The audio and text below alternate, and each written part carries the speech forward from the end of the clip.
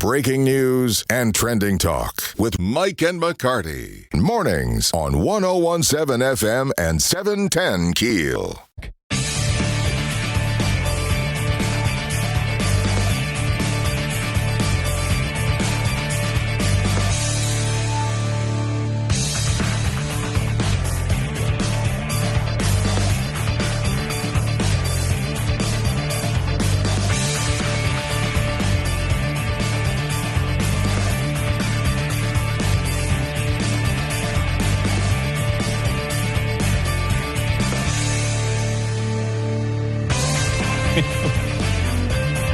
.17 FM, 710 KEEL. Mike and McCarty in studio with Sam Jenkins, Alan Seabaugh, Thomas Presley, and Adam Bass, all four state senators from our area.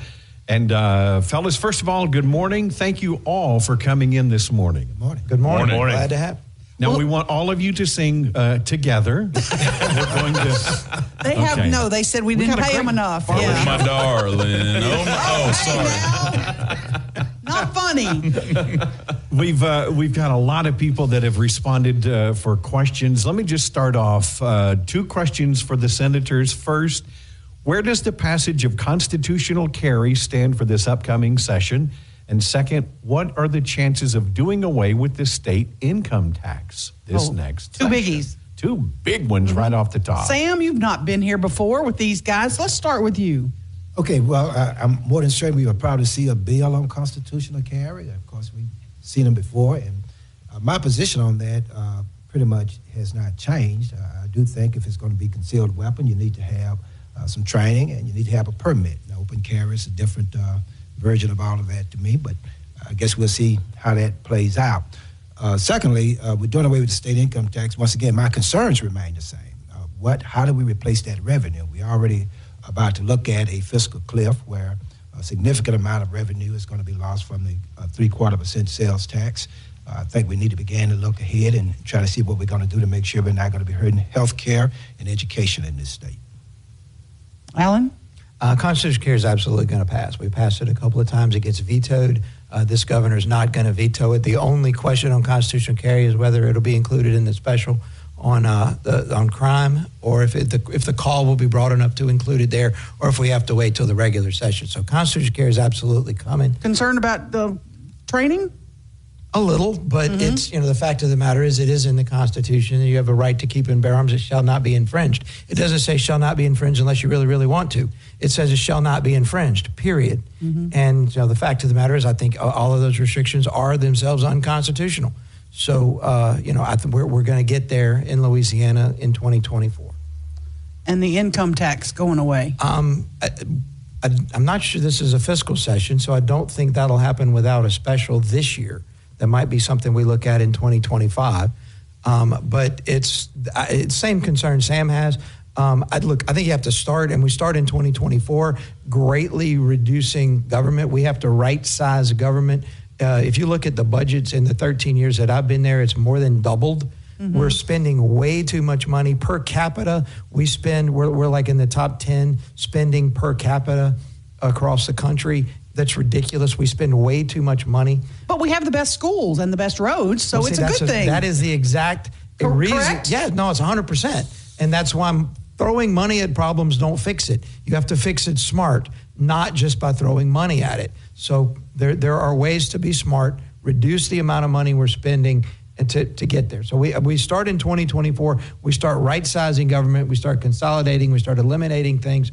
And then we can roll into 2025 and look at eliminating or greatly reducing income tax. And it might be phased in. I'm not really sure how that's going to look. Adam, special session, the first one's coming up January 15th on redrawing the congressional maps. You're under mandate now to draw a new second black majority district. What's that going to look like? I mean, it's tough to do in Louisiana. You picked a freshman with no experience whatsoever to ask this question to. You're the one who sang. Absolutely. Thank you so much for doing that. I've been through orientation at this point, so I really appreciate you asking that question to me. No, but seriously, we're going to go into special session. For all those listening, my birthday is January the 13th if you want to send gifts. So we're going to celebrate my birthday, and then we're going to redraw some congressional maps to celebrate. It appears 15th through the 19th. We found out yesterday. We still don't know what committees we're going to serve on. We haven't been told that yet, so not really sure what committee and who's going to be in charge of that as we redraw them. Thomas, what's that map going to look like? Is that Zorro district going to you guys can't mess with Mike Johnson. Now he's freaking Speaker of the House. Yeah, I think. How are you going to change his district? I certainly think for our area, the important thing is making sure that Barksdale and Fort Johnson, now formerly Fort Polk, remain together. I think that's vitally important for our region when you look economically and the challenges that we have. One of the best assets that we have are the military connections, the military relationships. We want to make sure that our member of Congress continues to have the ability to be on the military reapportion committee and make sure that those two bases remain strongholds for Louisiana and for Northwest Louisiana. So the district is going to probably have to be carved out of somewhere along Baton Rouge, New Orleans. Is that kind of what we're looking at, Sam? I guess you would agree? Yeah, I would agree. I think the significant changes will be in the southern part of the state, but, we need to get this done. Our congressional delegation need to reflect the population of this state. And you've got a third of this state who are African Americans, people of color. They need to know that they have a voice. That's not to say that someone who may not be an African American cannot go into a black district and win. We have seen time and again that can happen. So that fear should be removed. But we need to make sure we get this right and try to get it done. I'll be honest with you, I'm just not that optimistic about what the legislature may do. I've always felt that this is something that the courts are going to have to work out, unfortunately, and maybe that's where all of this is headed. We got to take a break. I have all four state senators in studio with us, and we are soliciting your questions. We'll be back with Alan Seabaugh, Adabas, Thomas Presley, and Sam Jenkins with Mike and McCarty. 101.7 FM, 710keel.com. Let's get back to the show with Mike and McCarty on 101.7 FM and 710 Keel. State Senators Adam Bass, Alan Seabaugh, Thomas Presley, and Sam Jenkins in studio with Mike and McCarty. And we're talking kind of during the break about Governor Edwards commuting sentences, issuing pardons. He's done 44 just since October 1st. 34 of those are convicted murderers. So that brings up my next question. Justice reinvestment. Who wants to jump on this? Are we going to continue, or are we repealing this? I don't mind jumping on it. This is Alan. I've been jumping on that one for years, and we're going to repeal, I think, most of it, just simply because look, this governor's letting murderers out of jail. That's very much in character for the way he governed, especially his first term. Literally opened the doors and let half of the convicted people in Louisiana, convicted of crimes, literally open the doors and let them out of jail. We were supposed to do justice reinvestment was supposed to be job training and things along that line, so that they, when they came out, were less likely to repeat offend. And we didn't do any of that. They just literally opened the doors and let them out, and miraculously, crime spiked all over Louisiana. And they tried to say, well, we're not sure it's related. Of course it's related. But they were nonviolent offenders, Alan, weren't they? No, they were second-degree murderers. That was first-degree murderers. That was considered a nonviolent offense if it was committed in a certain time period. It was absolutely ridiculous. And so how far back do you roll it? All the way back?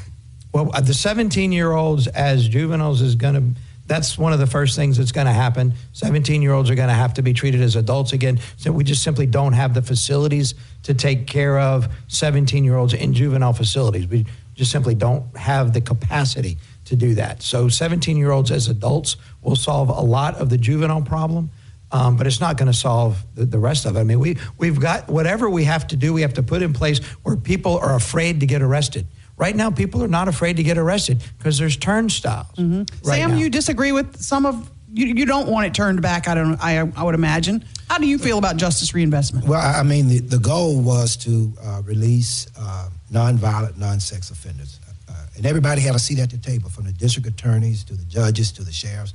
Everybody had a seat at the table. Has it worked? Well, I would say this. I think the goal has been achieved, but yeah, there has been some situations that needed to be addressed a little bit better. I would add this to it. Now, what goal was achieved? Okay, I think Letting people out of jail. Yeah, I think relieving our criminal justice system in the jails of a lot of people who there was a strong likelihood that they would not be repeat offenders.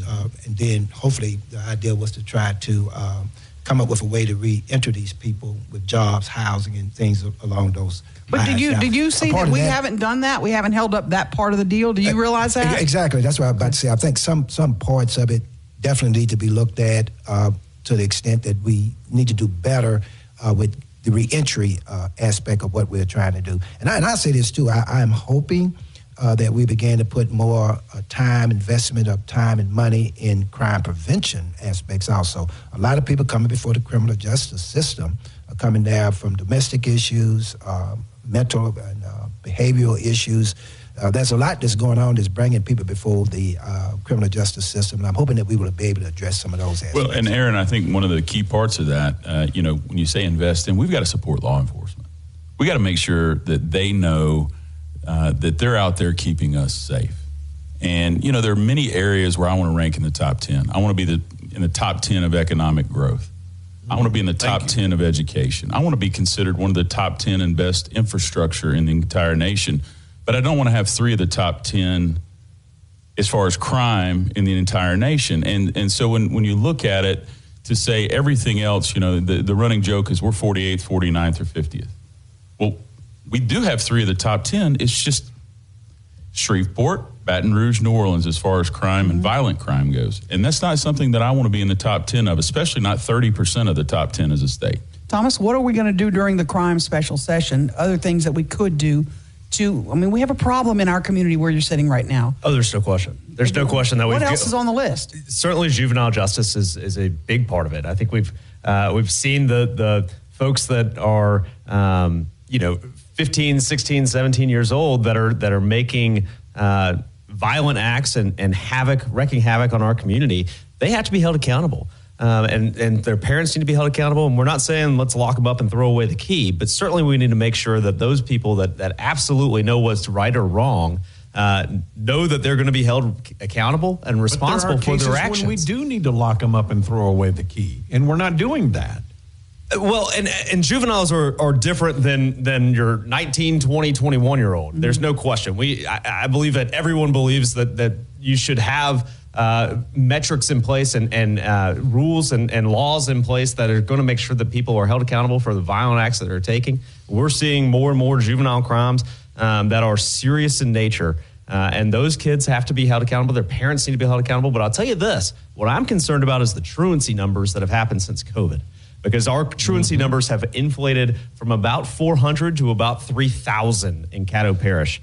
That is very disturbing, and there is a direct correlation between our truancy numbers and our crime stats within the next 5 years.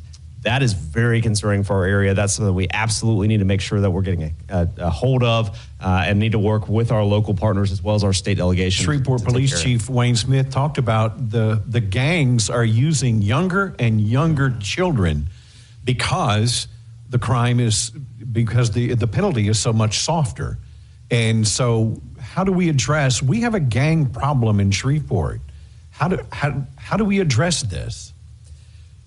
Yeah, I think we absolutely have to work with our local partners to make sure that we're doing everything we can, get the resources that they need in order to make sure that they have the necessary people, they have the necessary locations. Our juvenile issue, a big part of the challenge is we don't have the beds. So we're having violent offenders that'll go and get juvenile life. And at some point, they have a 6-month review every 6 months while they're in that juvenile life and in an incarceration type facility. And at some point, they're basically let out to a non-secure location in order to allow the next person up to get in the secured location. So we've got to have more locations for people to be able to be incarcerated. I agree with Alan. We got to take the 17-year-olds and try them as adults again. When we come back, we're going to fix our roads and our schools. Mike and McCarty in studio with all 4 state senators. We'll be back after the news. 101.7 FM, 710 KEEL. Now more breaking news and trending talk with Mike and McCarty on 101.7 FM and 710 KEEL. Here's the 4 senators from the Shreveport Bossier area.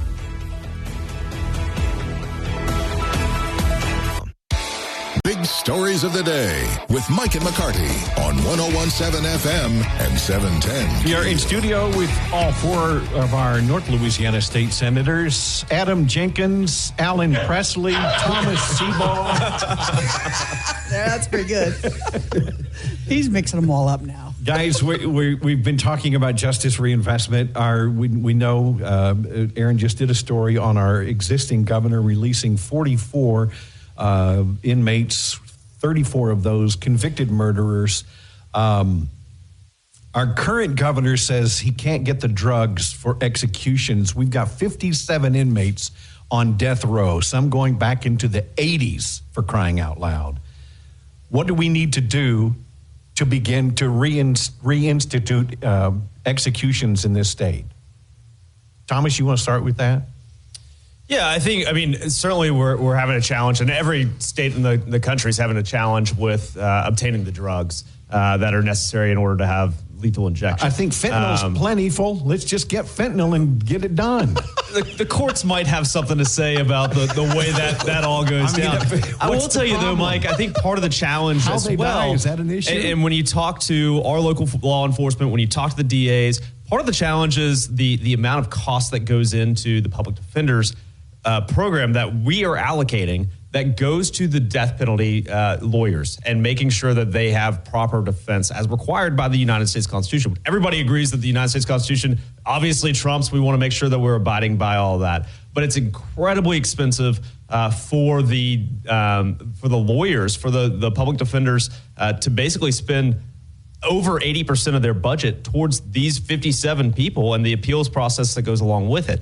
And I think that's something that the people that are on death row have committed horrible crimes, have been found guilty of those horrible crimes. I think there needs to be an expedited process, as well as a review of who these lawyers are. Are they in the state of Louisiana? Because my understanding is a lot of them are from other states, which makes no sense. We all took, 3 of us took the bar exam, and our lawyers here in Louisiana, we know that we have seen very competent lawyers in this state. And I think we need to have a review of that process as well, because we're holding up the entire justice system because of our public defender funding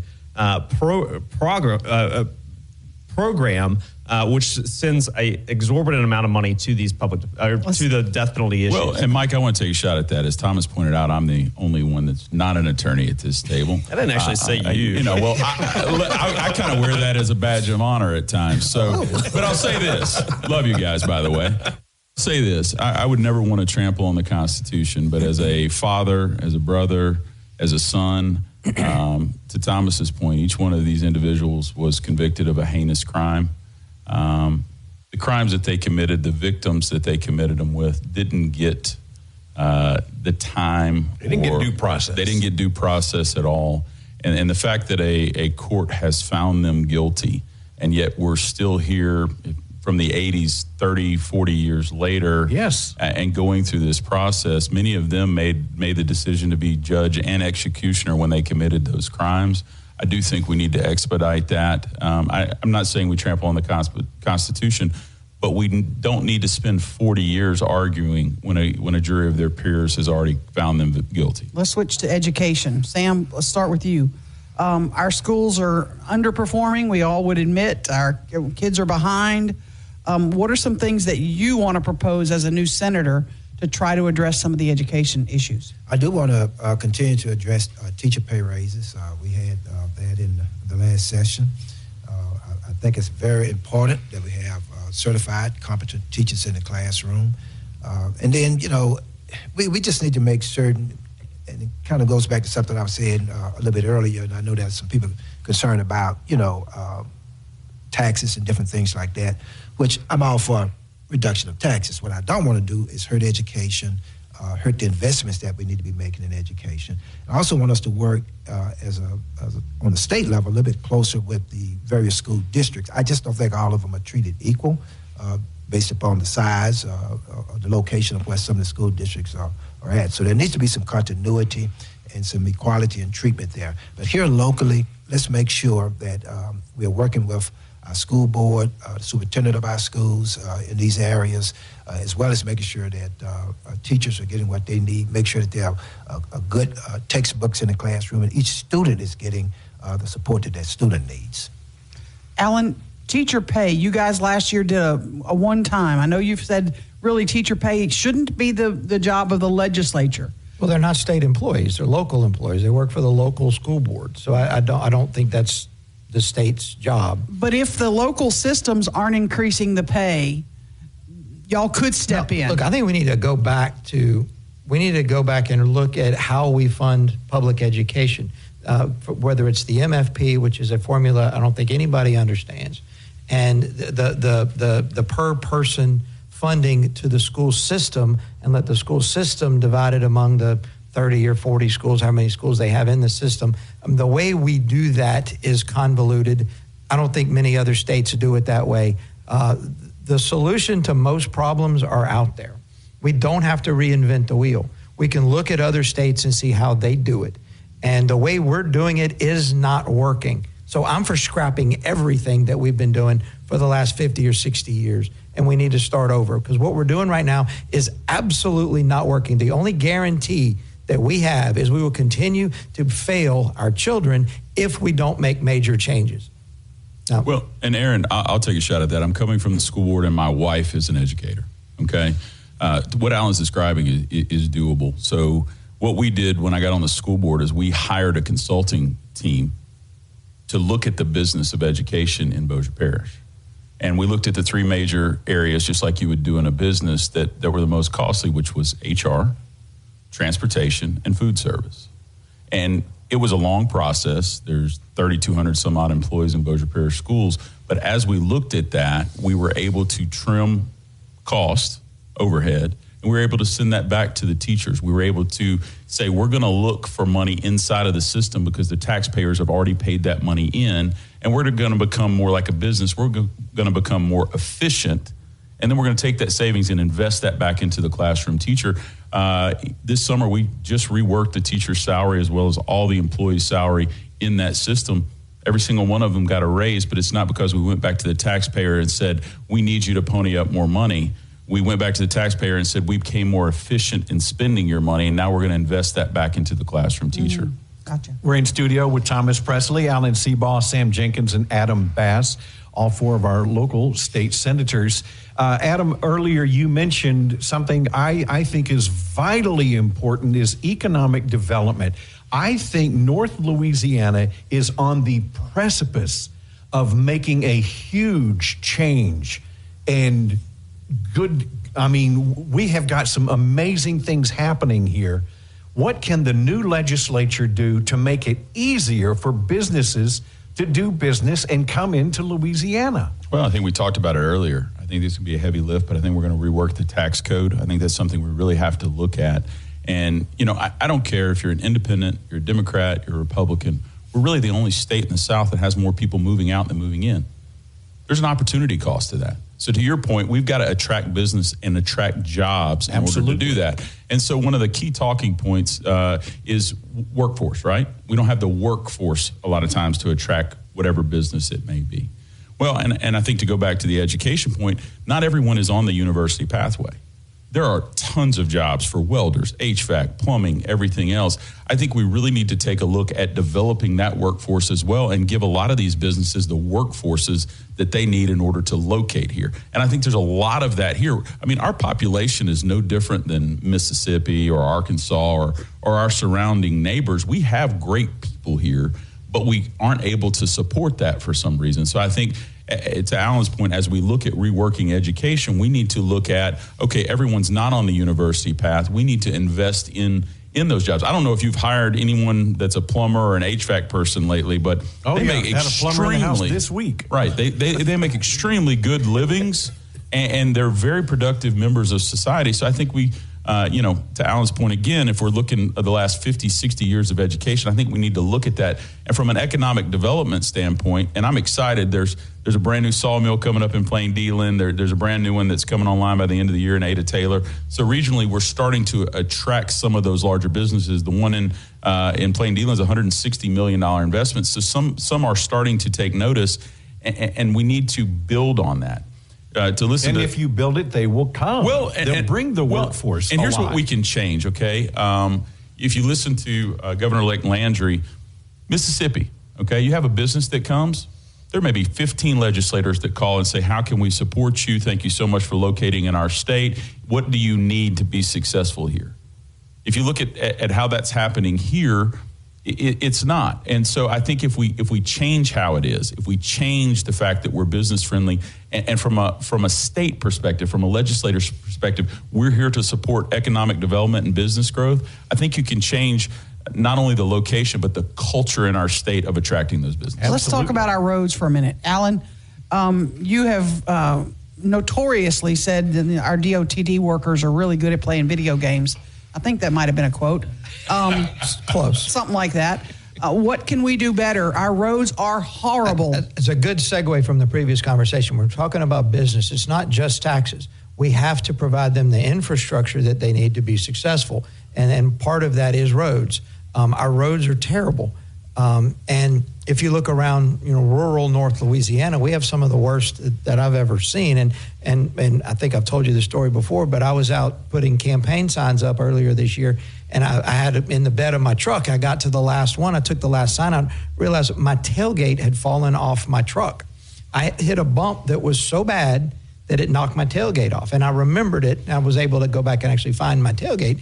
But that's ridiculous. We should not have potholes on state highways that are so bad that they knock the tailgate. So we need to increase the gas tax to fix our roads, right? No, we need to be more efficient with the money that we have. Okay. I'd like to jump in here too. Okay. One thing in Northwest Louisiana that we pay a large amount of money, especially in DeSoto Parish, which Alan and I both represent, in severance tax. We sent in DeSoto Parish over $100 million in severance tax to Baton Rouge. They got $1.6 million back in capital outlay dollars for roads. I believe that we would be much better off having that money, which is taken in large part because of the damage done to roads by big water trucks that are needed in order to get the severance out of the gas out of the ground, rather. That money should be back local. There was a bill that Representative Bagley brought last year. We're going to bring back this year to make sure that we're trying to put more money back into the hands of the locals that know the roads that need to be fixed. That much of that severance tax, again, should be going to. I think that we would be much better off having that money spent here locally than in Baton Rouge and allocated from there. Sam, I support that. Okay. I certainly do. Do you support a gas tax increase? I support what my colleague is saying. But no, on a serious note, I do support the idea that severance tax money should be coming back into the local area. You need to have a revenue stream to address some of these infrastructure Revenue issues. stream means taxes, but you're not ready to support a gas tax increase at this point. Well, I mean, it's not always necessary to have a new tax in order to have a revenue stream. Sometimes you can look at what is coming in and how you could dedicate it to some of the needs that exist. But I do think the idea with the severance tax and some of that money coming back into the local areas is a great idea. Well, and I want to say this. I spent a lot of time talking to local police jurors and constituents, okay? I think one of the frustrations, especially in Bossier Parish, is when you look, they feel like they're being doubly taxed. Some of the major pain points in Bossier Parish especially are on state highways.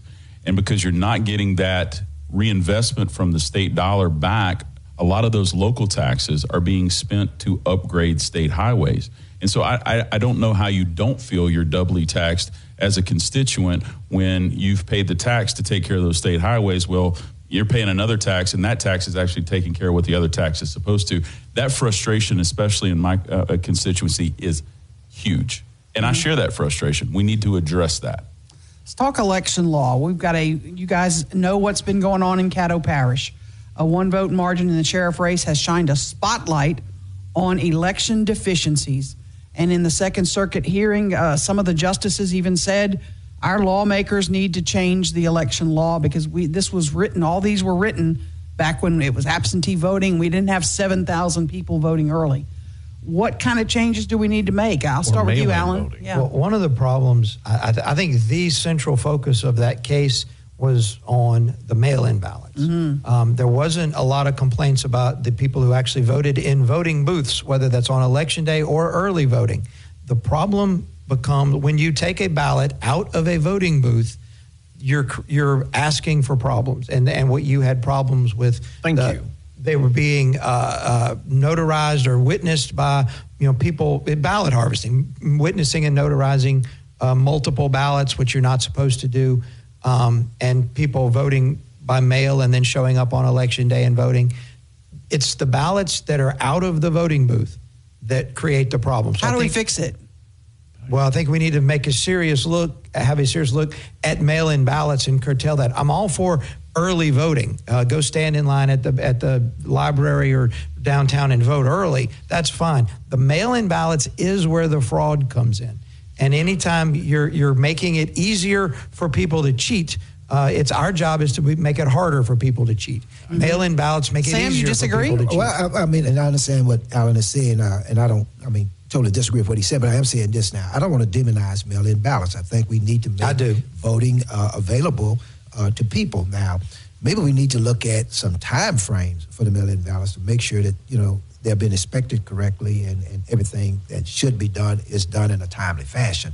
I would be for, looking into those aspects. Well, and I think, the to that point, there is a law. We have rules that are in place that don't seem to have been followed based on the filings. So I think that's important as well. We got to take a break. We're in all 4 state senators from our area. Mike and McCarty, 101.7 FM, 710 KEEL. Mike and McCarty on 101.7 FM and 710 KEEL.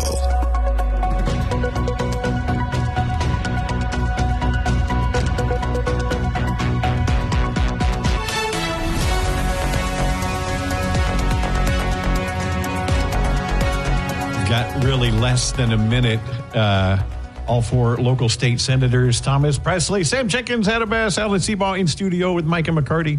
Insurance reform. Where are we on that? Is that going to be in the regular session, Adam? It's going to have to be in the regular session. And, there's a lot that needs to be done. I think it's a 3-headed monster. I think we need to look at auto, property, and tort reform. Okay. And I think if you leave any of those heads available, that monster is going to continue to thrive. Our last 30 seconds. Alan Seabaugh, message to John Bel Edwards as he leaves office. I will try to be nice.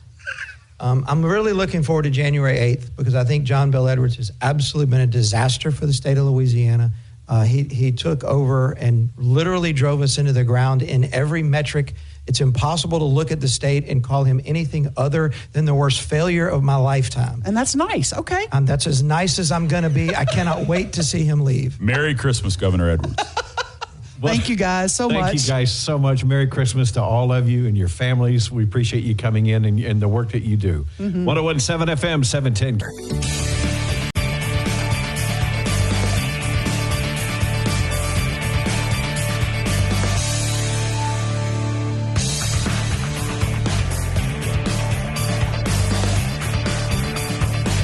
And good morning. Golly, is it really the 21st of December? Holy cow. Scott Hughes in studio with me, guest hosting. Mike has the next few days off. Mike has the best agent alive. Yeah, he does. Although you did get like 2 weeks on a cruise plus. Yeah, I did. I had a 2-week cruise plus some sick days after. So I had a lengthy break. We are joined by, golly, we go back a hot minute, David Matlock, retired Caddo juvenile court judge. Big appointment for you. You have been named the head of DCFS, the Department of Children and Family Services, by Governor Jeff Landry. You were retired. You were fishing. What on earth is making you come back out of retirement? Good morning, Aaron, my friend, and good morning, Scott, my friend. Scott, you and you're going to have to put on your other hat and call me other hats. And help give me some guidance. Judge, good to hear from you. I'm happy to sit down anytime. It's quite an honor to hear from you again. You were also doing CASA work, but you've taken on a big task here, David. It's an enormous agency. It has a lot of responsibilities. A lot of people don't know all of the things that it does. And one of those people who doesn't I'm going to profess ignorance. My fields, I've worked in child welfare and child protection, and I understand that, and I understand how important that is, and I've got visions and things. But there's a lot of areas that department works in, and I'll need help. How did this appointment come about, David? And I'm sorry, I'm calling you David. It's from your judge. Please do. How did this appointment come out? Did Jeff call you? Did you seek it out? You know what? I'm going to not go into too many details on that. I will tell you, this is not something that I sought. Okay. I was really having, and this isn't about me, Aaron, honestly. And part of me wants to just talk about that but this was no one was more surprised than I was. And in this type of thing, obviously it's there's always short fuses. But this fuse, the match isn't even away from this fuse. And so I will say our governor-elect has put together is putting together a really, really strong team. I tried to trade yesterday with Game and Fish, but she was having none of it. And my heart is really in the work that DCFS does across the board. So I don't think that deal had much track. I do want to say Merry Christmas, Aaron, and I hope that you have wonderful plans for holidays and are not just slaving away and working away and on the radio. Well, I want you to come in one day next week if you can. If if you're just kind of slumming, hanging around, come in and hang out with us. I would love to, and I'll be in a much better position to do that as well. But in the meantime, I'm going to ask Ruben to just kind of lay off and let you relax a little bit. You need some me time.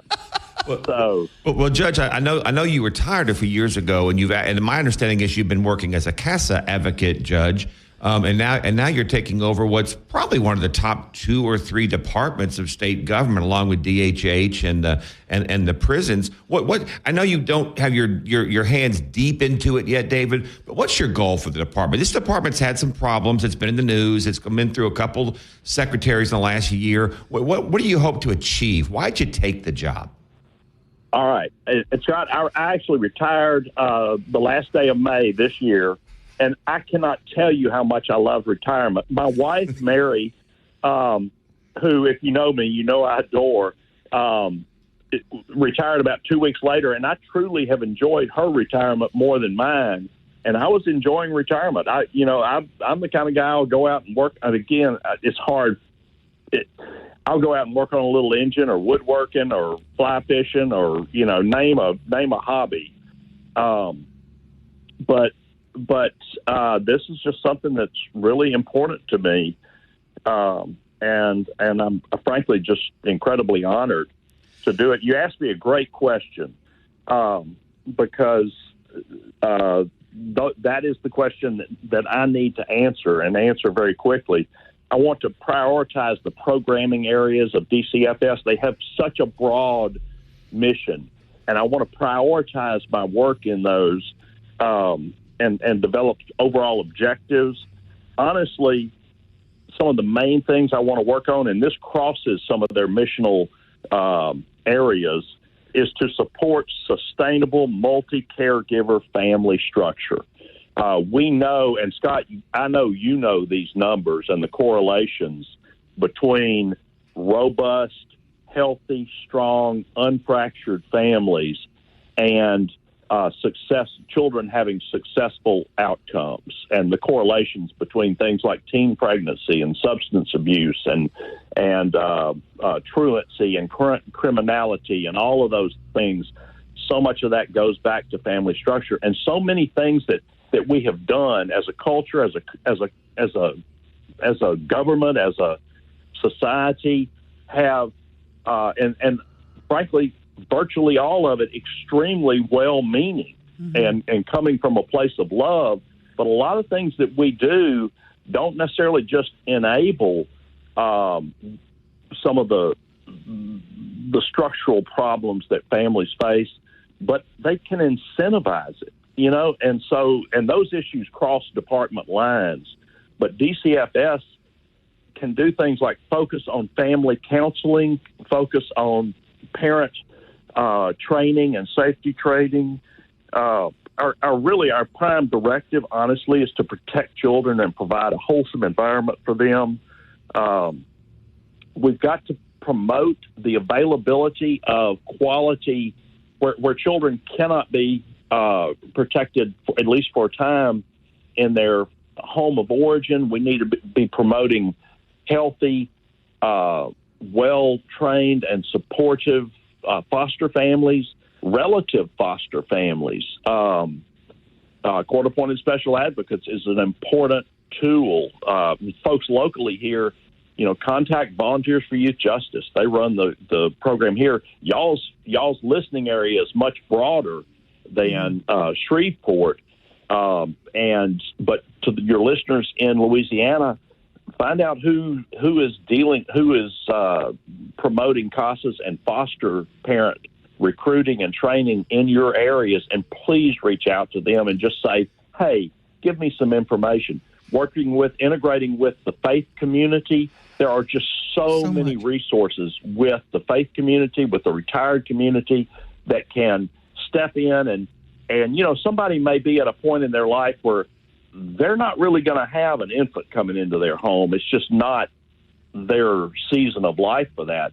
But a lot of those same people have a lot of resources to help and empower foster parents and, frankly, bio-parents, biological parents. David, before we let you go, I know you got fishing to take care of before you take over. Is the governor going to have a helicopter available for you to commute back and forth to Baton Rouge, or are we losing you? Are you going to have to move to Baton Rouge for this gig? We will be. I'll be working and living in Baton Rouge, but I'm maintaining my household here, and family's really important. If I'm going to project that family's important for our state, I need to do that by example as well. And I have 8 grandchildren who I love and adore, and I don't want them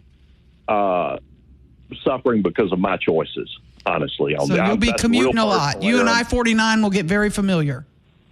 So I look forward to it. I look forward to visiting with y'all. Scott, please call me. And Aaron has my number. I don't know how I let that happen, but she's got it. I have moles everywhere, David. 7 digits away from me at any given moment. Can you imagine living your life like that, Scott? Oh, it's a challenge, Judge. But I've got your number, Judge, and I'm in Baton Rouge a lot. We look forward to you, and good luck. I think you're taking over really one of the most challenging departments. You're going to find a lot of HR challenges, and I think your goals are great. And I'm happy to help any way I can. I'm in Baton Rouge a lot, and I'll change your title. Good luck, Secretary David Matlock. David still works. I do want to I'm going to just give my email out there. It's kind of not probably super smart and prudent, but I need people in the community to know that if they have ideas, more so in a systemic ways of improvement and problems and challenges, dnmatlock@gmail.com. dnmatlock@gmail.com. dnmatlock@gmail.com. My contact information is some of the worst kept secrets in the state of Louisiana, but now I may have to change my but I was probably going to have to change my phone number anyway since Aaron has it. So, hey, don't do that. Give me that number. I believe you now have mail, David. I think you got a lot of mail to read. No, I need good ideas and good people. So thank you. Speaking of good people, David Matlock, one of the best in our community. Thank you for your time, my friend. Thank you. Thank you, Judge. 101.7 FM, 710. Let's get back to the show with Mike and McCarty on 101.7 FM and 710 KEEL. Scott Hughes is in for Mike today and tomorrow, and big stories of the year for you in the local area. What would you put on that list? The sheriff's race has got to be one of them, no doubt. How you want to do this? Should we go back and forth? Me do one, you do one, or you do. You give me your list. I'm curious. You asked me this, I guess, in show prep, and I made a list. And obviously, the sheriff's race is on. It's the big story of the fourth quarter. Mm-hmm. But here's a few of mine. I put DeSheco. That was that storm that came in June. That's a hurricane force wind sustained for so long. That was that major storm in June. That was a huge story. We lost power. We had to clean up the community for months. I forgot about that. That was the Disheco. I put that really first at my list. I put normal returns. This was more of a normal year after 2 or 3 not. That was a big deal. I put economic announcements. We had Schlumberger. We had Amazon 2. We continued to have some good news. I put Mike Johnson being elected speaker. I think that was a huge story for this community. Brought people in. I put the 50 cent announcement. Okay. I thought that was a big news. You and I are sports people, so I said, what were the 2 biggest sports stories? And one of them, it's a big run on. I put LSU baseball, LSU women's basketball, Heisman. I think LSU had a great year. Yeah. That was over the course of the year. We forget that baseball run we had. Oh, yeah. I put centenary football. When I thought back, I thought centenary, and they haven't started officially. They played a practice schedule this year, I guess. But centenary's building a football stadium, all their investments, and they're going to have a football team. And then I went back to casino announcements. We have a new casino. That was an on and off story. I thought back, the Barksdale Air Force Base show. Remember, it was a huge success. People couldn't get in the base. And then I put the I-20 repairs. I think that if you live in Bossier Parish, that has to be one of your big stories the second half of the year. I forgot about that. There's more, but that was my quick list. Good list. That is a good list. I want to talk at about 7:40. We're going to talk about the mayor's decision not to issue an emergency declaration. Not so fast, my friends, he said. Let's talk about that coming up in about 10 minutes from right now. 101.7 FM, 710 KEEL. Breaking news and trending talk with Mike and McCarty on 101.7 FM and 710 KEEL. And we are back. Scott Hughes is in for Mike Martindale, who will be out until the new year. He's off all next week, too. Well-deserved vacation. He needs a vacay. He's riding his bike. Yeah, he loves to ride that motorcycle. Oh yeah, he'll have. I think it comes in right below spending time with his kids. I think the kids just beat out the motorcycle. Yeah, I think you might actually be right about that, no doubt. When we get back, Scott, I want to talk about the mayor's news release yesterday. Shreveport Mayor Tom Marcineau talking about the emergency declaration. Will he or won't he declare that? Don't believe he put his John Hancock on that. We will have an update on that coming up next. 101.7 FM, 710 KEEL. Back with McCarty on 101.7 FM and 710 KEEL.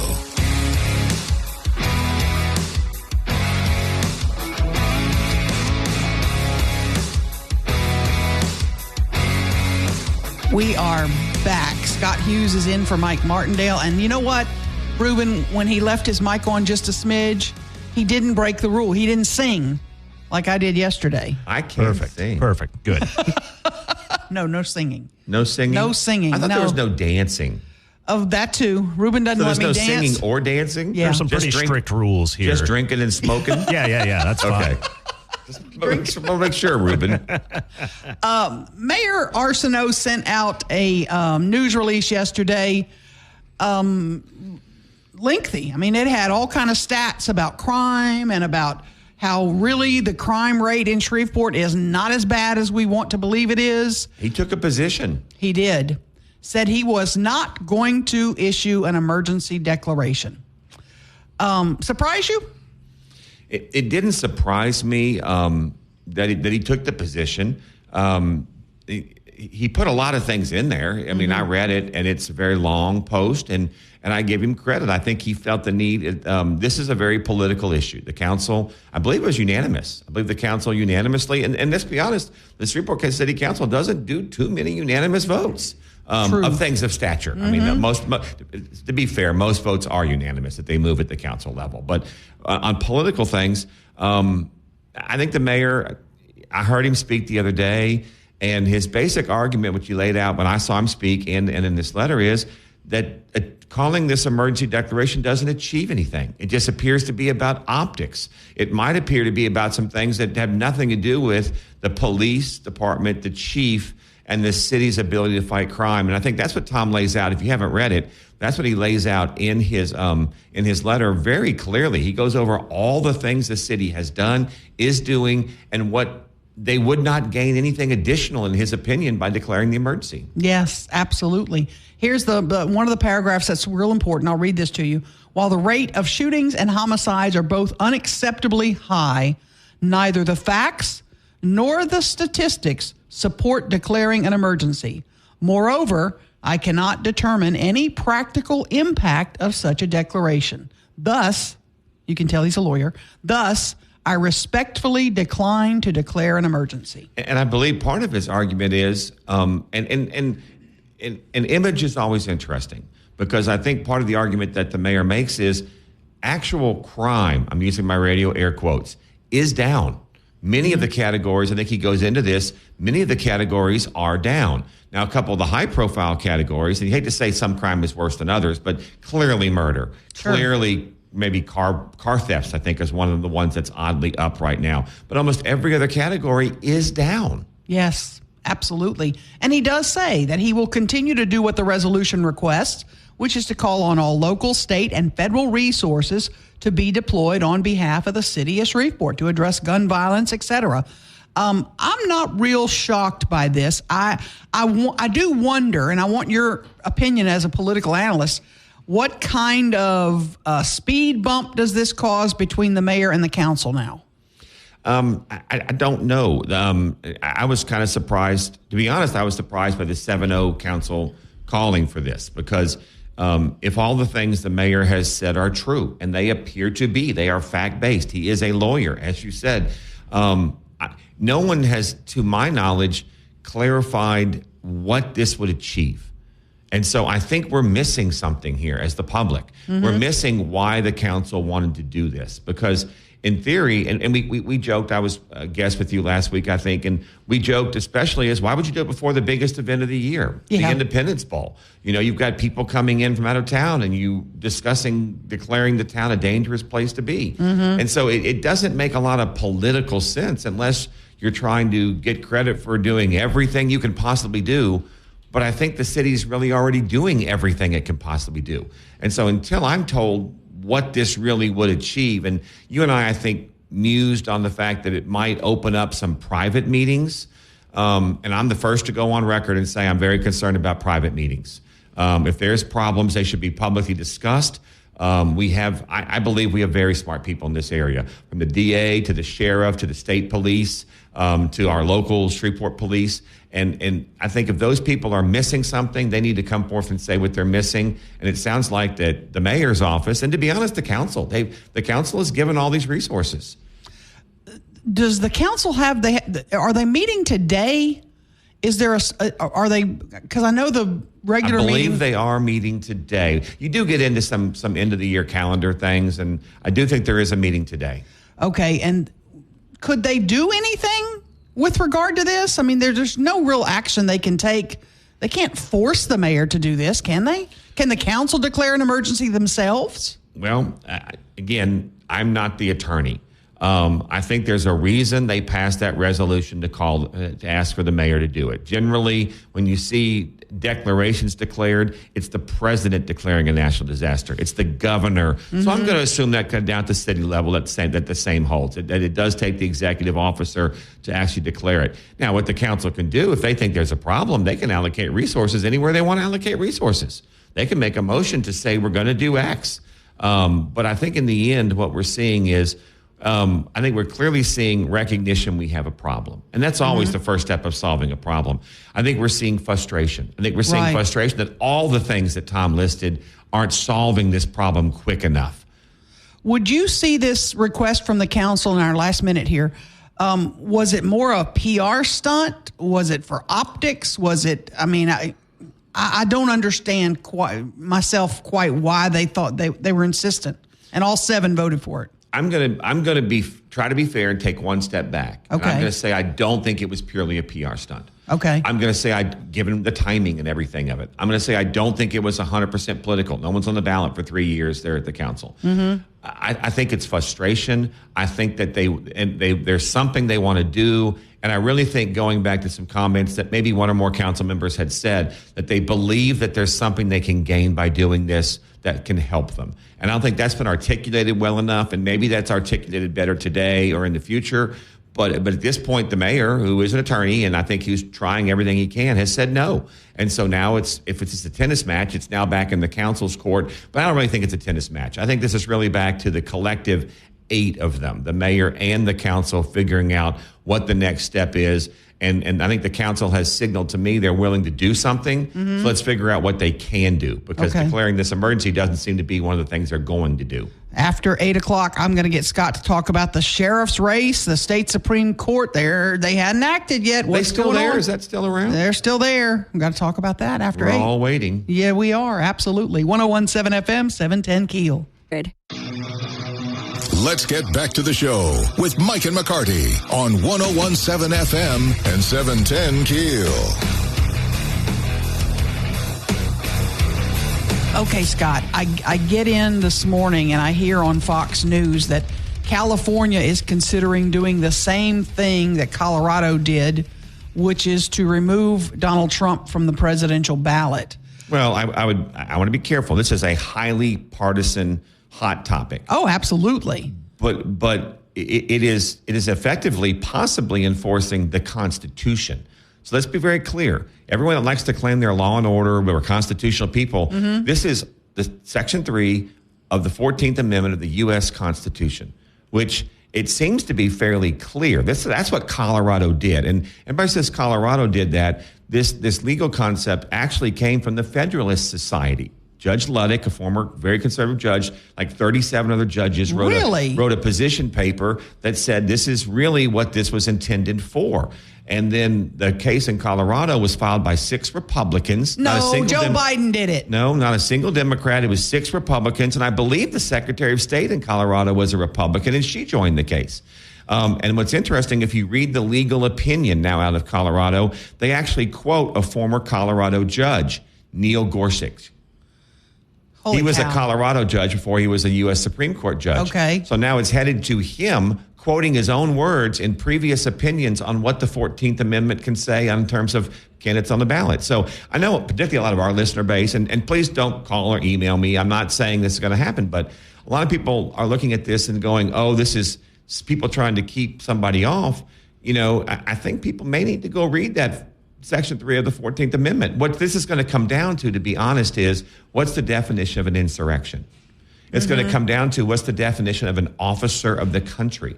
Because my memory of the case, and I followed it briefly, it's what I do for you and others. Yeah. I follow these things before they hit the news, is in Colorado, the Trump team did fight this case in court. They lost, okay?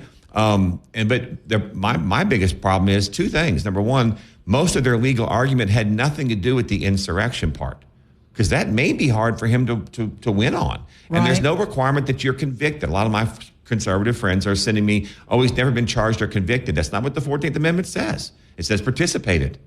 It doesn't say convicted. But you're saying that Republicans led the charge to keep him off the ballot.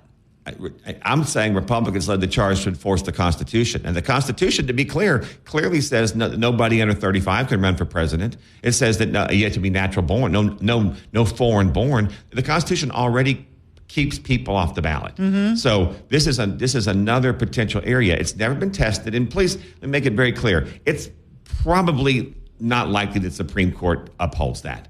Okay. But it's going to go to the U.S. Supreme Court, and they're going to be faced with a real challenge. Because what you have to look at is, what was the intent of the writers of the Constitution? And specifically, what was the intent of the writers of this amendment? And remember, an amendment to the Constitution got 2/3 of the House, 2/3 of the Senate, and was passed by 3/4 of the states. Yes. People thought this was important enough to put in the Constitution, and then to counter it, people are going to say, if this doesn't apply at this situation, when would it apply? It's going to be a fabulous legal argument for the Supreme Court. It is interesting to watch, no doubt about it. After 8 o'clock, the sheriff's race in Caddo. Where are we on that? We'll have an update. Scott will comment right here, 101.7 FM, 710 KEEL.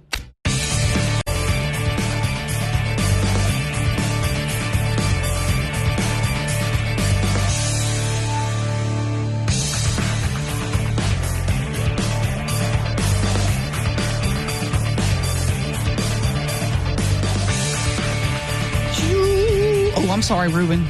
Edit that out of the network feed. I apologize. You were singing and dancing. I know. That was 2 of the things I have been told I cannot do.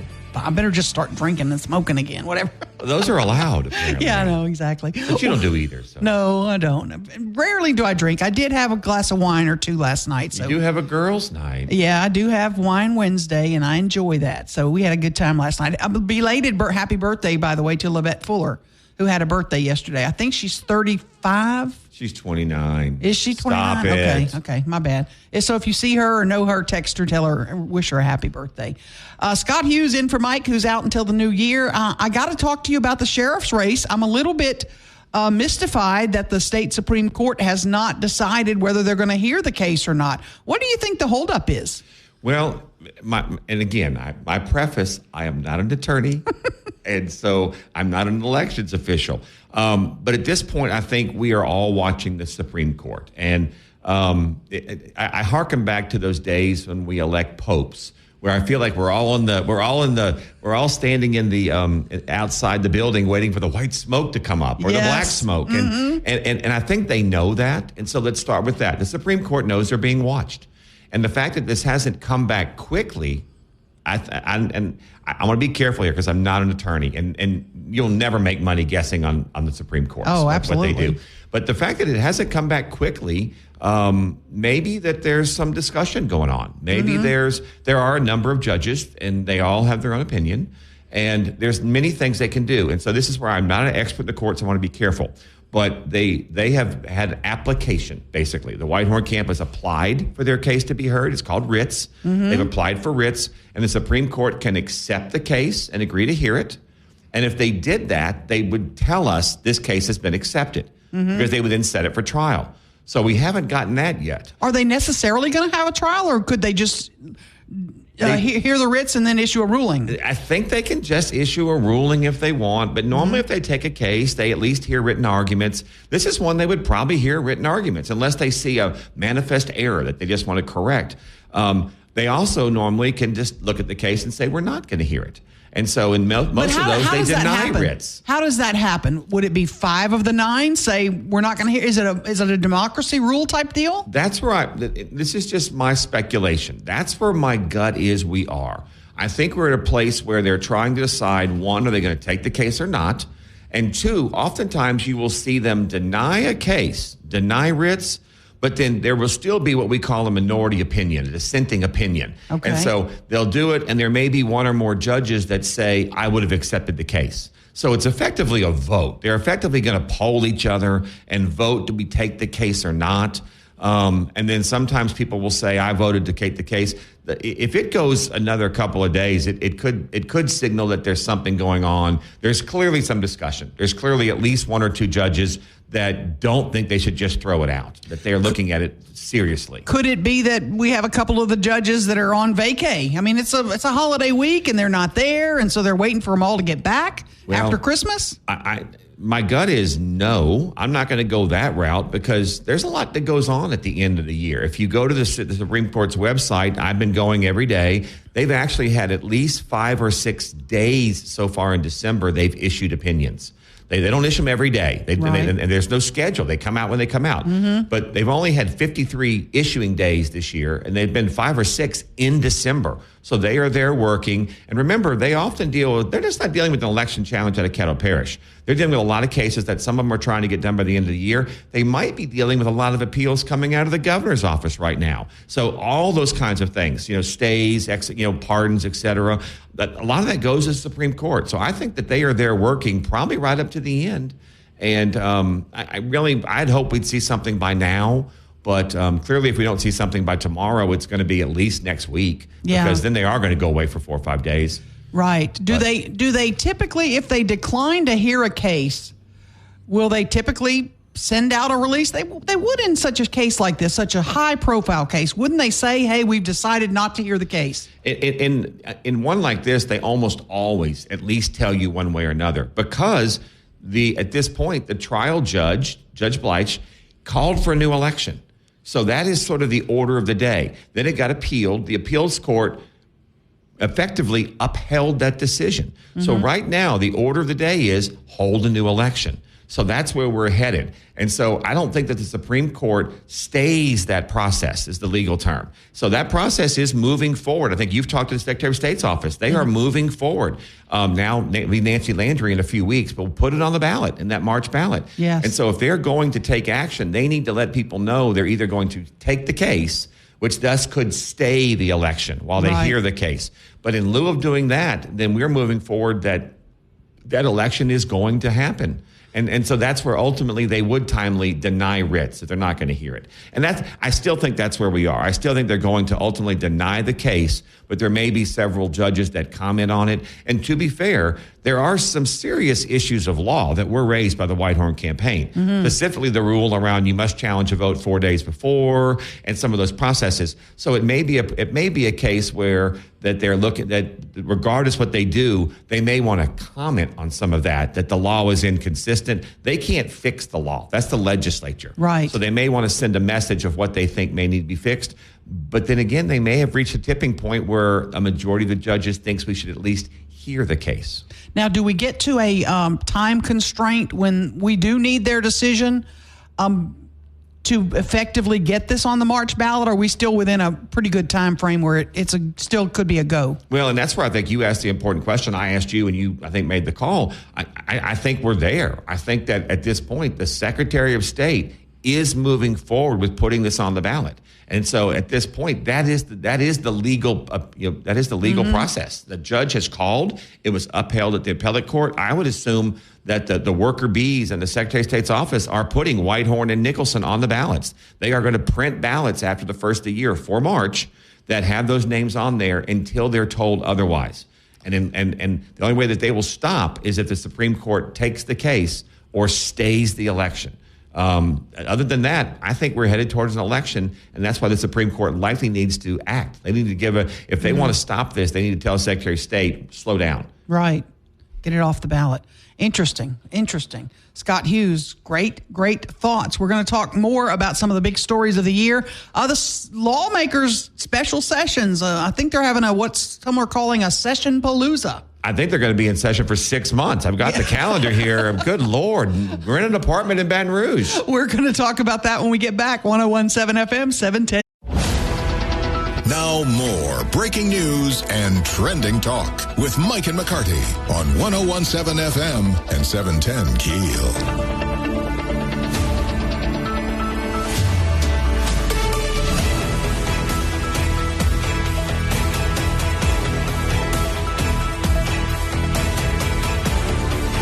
Scott Hughes is in for Mike Martindale, who's got like 18 days off or something like that. A better agent's what he's got. Yeah, he does. I did have 3 weeks off, so let's just be nice about it. They don't need to know. Corporate don't need to know whatever. But yeah, I'm waiting for your list. You do it every year of the who was on the show the most this year. Because I got to be top 5 this year. You have to be. You have to be, no doubt about it. I want to ask you about Jeff Landry being sworn in on the 8th of January. Governor-elect? Yes, he's called they have a welcoming session on the 8th where they get sworn in, and then they have a day where I don't know what they do. And then there's another special session, and then another special session, and then a regular. What's going on? Why are we doing all this? Well, they will on that first day, they'll have the inauguration. Mm-hmm. Then they basically go into the Capitol and they bang themselves into a one-day special session where they elect the leaders. They elect the president of the Senate and the Speaker of the House. And it appears that the Speaker of the House is going to be Philip de Villiers and the president's going to be Cameron Henry. That seems to be the way the wind is blowing. And now with leadership in place, they go away and historically don't come back into the session. But the governor and the speaker and the president-elect have already signaled that we're going to have a first special session. It looks like January 15th through 23rd. Okay. It is the deal. That's a week later. They come back. And they're going to be, this is for the congressional House lines. A federal judge has ruled, and now Louisiana has lost all appeals. They've been told, you must draw the lines or we will draw the lines. And so they're going to go in January 15th through 23rd to draw the new congressional lines. Do those new lines need a 2/3 majority?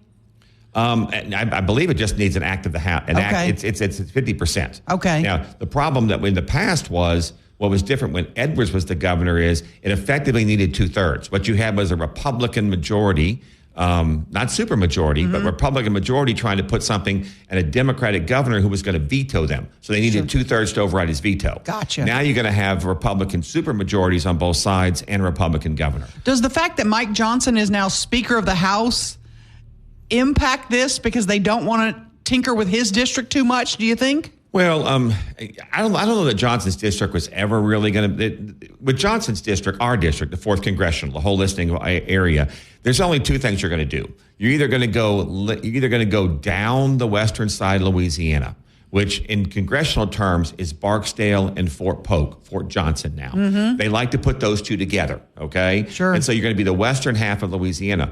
Or you're going to turn this district and you're going to go the I-20 district. You're going to go over and take Monroe and Shreveport together. I think that they've long decided now that they're not going to do that. They're going to keep Mike on the western side of the 4th Congressional. They're going to leave Julia Letlow alone over in the Monroe area. Okay. So where this is really going to go, because they've tried that before. To get any, what the deal is, you're trying to find another district that can be Democratic, that can be black voter dominant, at least 60%. And we did that back in the 90s, I think, and it was called the Zorro District, a Z-shaped, started in Shreveport, went over to Monroe, went down to Alexandria, into Baton Rouge, like the Z-Zorro, and Cleo Fields won the district. The one time they had it was Cleo Fields. And that got ruled unconstitutional because it's clearly a gerrymandered district from size and everything. Sure. And so I think this time they're going to leave North Louisiana alone, Letlow and Johnson, and they're going to play in that area between Baton Rouge and New Orleans. They're going to have to take some of the black population out of that New Orleans district that's always been heavily like 90% black district. Right. They have to take it down to 60, 65, put some of that in a new district, go into North Baton Rouge, that area between, and create the second district. So I don't think we're going to be involved in that game, but they will do that January 15th through 23rd. They know now they have to do it, or the court will draw it. And they do not want the court to do it. The one thing they don't is the court to do it. They've not wanted to draw this district. They've wanted to play games. Because what it's about, honestly, is we have 6 congressional seats and we have 5 Republican, 1 Democrat. This is clearly going to likely create a 4-2. So the Democrats will pick up a seat in Louisiana statistically. Anyone can still win these seats. And they're trying to keep that as friendly as they can. Well, that's January 23rd. Right. Well, then they're going to go home basically for Mardi Gras. Okay, and they're going to come back February 19th through March 6th for a crime special session.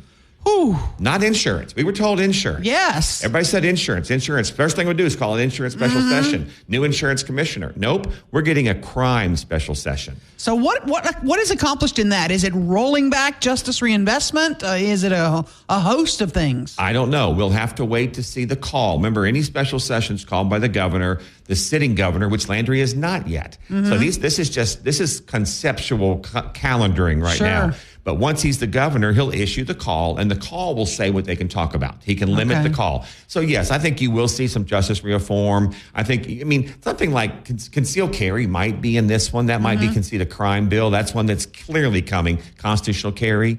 And he's also signaled a willingness. I think you're going to see him go after New Orleans. I think you've seen that the state may want to step in and declare parts of New Orleans a district that they can take over, like the historic district in New Orleans. Wow. And then that's February 19th through March 6th. And then they're going to turn around 5 days later, March the 11th, and they're going to come back in for a regular session, March 11th through June. Yeah. Going to be good stuff. Thank you for that. Pack your bags. You bet. 101.7 FM, 710 KEEL. Stories of the day with Mike and McCarty on 101.7 FM and 710 KEEL.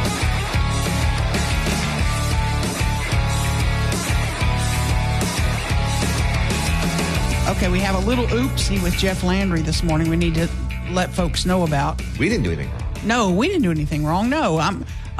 He made his big announcement yesterday of Ralph Abraham as DHH, David Matlock from former Congressman Ralph, and a doctor. Yes, absolutely. David Matlock, a retired Caddo Juvenile Court Chief Judge. Longtime judge, CASA advocate, huge child advocate. He's going to be head of DCFS, Department of Children and Family Services. These are the big departments. And Sheehan, what's her first name? She's going to be in charge of Wildlife and Fisheries. Madison Sheehan. Yes. This one didn't ring as clear with me. Didn't know her, didn't have a Louisiana connection, South Dakota Republican Party She's chair. a 26-year-old graduate of Ohio State that apparently did political work, and the last 9 months she's been the director of the South Dakota GOP.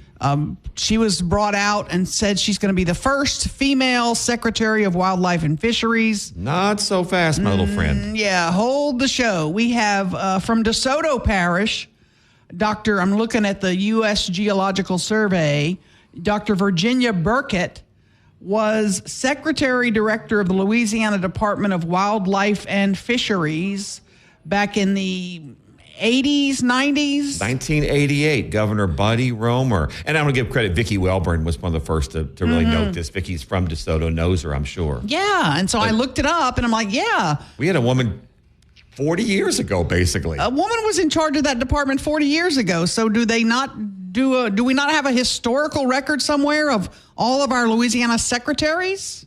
Apparently we do. So the first woman was actually Dr. Virginia Burkett, who I think is now working in the federal system. But yeah, I don't want her claim to fame to be the first wildlife to be taken. An oopsie for Jeff Landry here. So just clearing that up, FYI. When we get back, I'm going to talk a little bit more about what you're anticipating for the new year for Louisiana. We're going to talk about the big stories of the year, too. That's coming up, 101.7 FM, 710 KEEL. Mike and McCarty on 101.7 FM and 710 KEEL.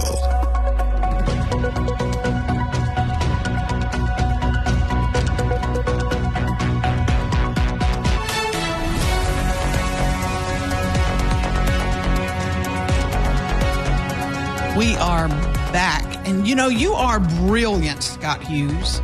I just want to tell you. Thanks for being here today. Well, I asked you to come up with a list of what stories were the biggest stories of the year for Shreveport Bossier. For 23, the current year. You came up with a pretty incredible list. And of course, I'm thinking back and my memory, is fading. Of course, as you age, I'm like, I forget. I had to write mine down. They weren't from memory. I actually, you let me do show prep today. You actually told me a topic. And I know. So give us your list of the biggest stories of the year for our area. Well, and it's not in order. You tend to like to rank them. I just wrote them down. The first one that came to me, I said, what was the biggest story of 23? I wrote Desheko, which was that storm we had in June. That's the big weather term is Desheko. It's basically an inland hurricane where we had those 70-mile-an-hour winds sustained for a long period of time. That was June. That was a huge story. That was 3 months. We lost power for a month. Gosh. There were people without power for 110-day temperature days. I forgot about that one. I think that was the biggest story. And then, of course, the cleanup. And huge kudos to the mayor, to the city council, to everybody. They did the right thing on cleaning that storm up. That was a challenge. That was number one. I wrote normal returns. To me, 23, just in its weirdness, it was a normal year. We didn't have COVID. We didn't have shutdowns. We didn't have fighting over those things. Yeah. We did other things. I wrote down economic announcements. We had some huge announcements with the old GM plant, with Amazon 2. We continue to get good news here in Shreveport Bossier for economics. I wrote down the elections. We saw a huge GOP wave. That was Landry, all the things that happened in that election cycle. Certainly the sheriff's race, one of the biggest stories here in the November-December window has been this Whitehorn Nicholson sheriff's race. I wrote down Mike Johnson was elected speaker. That's obviously the first time in our history, but that's a huge story. It brought national media to our market. They're still here. They're still here in the market. You bet. We had I think Fox and Friends was live a week or so ago from Strawn's. They sure were. That's a huge deal for us. I wrote down the 50 Cent announcement. I think that is a huge deal. That helped turn Atlanta around. Production that could be a shot in the arm for us. I wrote down LSU baseball, LSU women's basketball, the Heisman. So that was, to me, one of the biggest sports stories of the year. I am a centenary graduate, but I did write down centenary football, centenary capital campaign. That is our college, and they're investing millions of dollars, and they're going to have a football program. When does that start? Officially, I think next year for the first actual season. But they played a I call it a practice season this year. Cool. But there's a lot going on Kings Highway. If you haven't been by Centenary in a while, big story. I wrote down the casino announcements. We had 2 big casino stories. We had the announcement of a new casino or a reopening of a casino. We lost one boat. And then you could go slash the smoking repeal. That was a huge deal for the Shreveport Bossier. Yeah. I wrote down the Barksdale Air Force Base open house. I remember that weekend was unbelievable. Barksdale was back. Remember, we had lines. We had people that couldn't get in the base. We had traffic jams. And then I wrote down I-20 repairs. Sorry, Bossier Parish. I know it's really hampered you, but I-20 is a huge story. That no doubt about it. That's my list. And some big ones for the mayor too. Crime, we got to put crime somewhere on there. And all the unfortunately, crime. If you Google stories in 2023, you're going to see crime. I think crime's there, but specifically, I wrote down the real-time crime center seemed to have gotten corrected. It started out rough and they've taken it back under the police department. We did have the 2 police shootings. We had a couple of officer-involved shootings that the state police had to come in. We had the citizens bond. We had Captain Stadium is still kind of hanging around. We had a tornado separate of the other storm. We had a tornado that hit southeast Shreveport. And then one that you like to comment on a lot. We had the Mardi Gras, a little deal about Mardi Gras. Oh, we had a kerfuffle. We absolutely had a kerfuffle. Okay, now this is not on your show prep list. So you ready? We got about 2 minutes here. 1 year of Tom Arsenault as mayor. And you got to give him an A through an F. How do you score his first year as mayor? For Tom Arsenault? Yeah. I really have to give Tom Arsenault an A. I just read through a list of things. A lot of those things were disasters. And Tom was the mayor. And I'm a political analyst. I'm not a party guy either side. I'm a political analyst, and I try to be fair. And I'm a big believer that, and I know in politics, to the incumbent often goes the spoils and goes the blame. And so if we got through a tornado, if we got through a Desheko, that storm in June, if we got through some of the things we got through, I think you have to give credit to the administration, and that's Tom. I think I would give the city council. I'd probably give the city council a B minus. Okay. They're a little different than Tom, and they've done some things, But and then in their last minute here, they have a meeting today. Who do they elect as chair for next year? What do you see happening? Who do they elect? Yeah, who do you think they're going to elect? Oh, I think they elect James Green. Which is a break of protocol. We've had this long tradition of passing it off, but I sense that things are different at the council. We've had some, and the reason I gave the councils a B, and I'm not going to go into it, I want to call the council out. A lot of the council issues are now underground behind the scenes. They had a big blow up with the clerk, and there's been some things that happened at the council. But from a leadership standpoint, I think they are trying to figure out how they work, how they get a 4-vote majority. And whether people like James Green or not, he kind of has kept them on the rails. He runs a meeting. And the second thing I go to as the political analyst is, if you don't pick James Green, who do you pick? I don't think Tabitha Taylor likes to do it. She doesn't like this, but I call her the queen of the council. I think she'd rather be the queen than the chairman. I don't think that Jackson, I don't think Bowman wants it. I don't think that they're going to let Talaferro or Grayson or Brooks. Interesting. More on that when we get back. 101.7 FM, 710 KEEL. New year. Back to the show with Mike and McCarty on 101.7 FM and 710 KEEL. Okay, Scott.